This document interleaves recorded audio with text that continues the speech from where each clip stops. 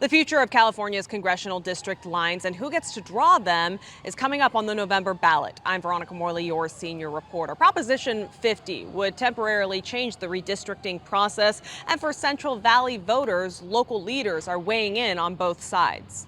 Proposition 50 would allow California's governor and legislature to adopt new congressional maps before the next election cycle. We are talking about emergency measures to respond to what's happening in Texas, and we will nullify what happens in Texas. If approved, those maps would remain in place through 2030 before returning to the Independent Citizen Redistricting Commission. Supporters say the measure responds to redistricting in other states like Texas that shifted political control, while opponents argue it reverses voter-approved reforms meant to remove partisanship. Two wrongs don't make a right. What Texas is doing is wrong. What's going on across the country with all the gerrymandering is wrong. It's bad for governance, it's bad for us as an institution, it's bad for our voters. According to the state's legislative analyst's office, the proposed map would adjust several district boundaries statewide, including here in the Central Valley. California's 22nd congressional district, held by Republican David Valadao, is up for election next November, and under Prop 50, the 22nd would expand farther west into Fresno County, while parts of Kings and Tulare counties shift into neighboring districts. If they get their job by only talking to one side,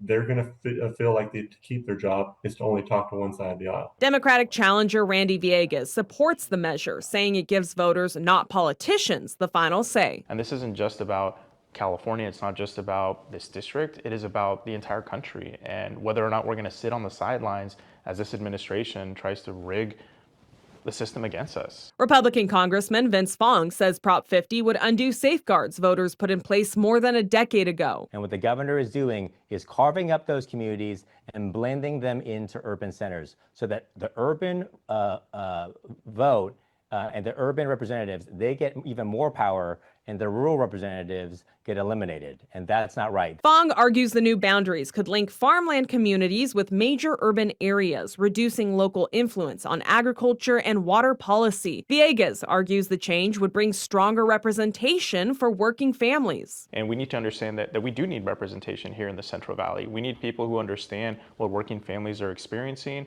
how people are working multiple jobs right now to make ends meet. He is taking communities that don't agree with him, and he's eliminating their voice. That's not only fair, but that goes counter to what our state constitution protects. Valadao says whether or not Prop 50 passes won't impact his re-election efforts, pointing out he's previously won in Democrat-majority districts while continuing to focus on representing all constituents regardless of party lines. Democrat plus 17 district, we're down to a Democrat plus 11. This would put me back at about a Democrat plus 17 again. So not unwinnable. We cannot afford to sit on the sidelines while these elected officials try to rig our elections. We've also reached out to Assemblywoman Jasmeet Bains, another candidate in the 22nd district race, but we're unable to interview her for this story. However, she's previously said she opposes circumventing independent redistricting and voted against fast-tracking a special election for Prop 50. Again, Proposition 50 will be voted on November 4th during the special election. Ballots for this have already gone out. In Bakersfield, I'm Veronica Morley, your senior reporter.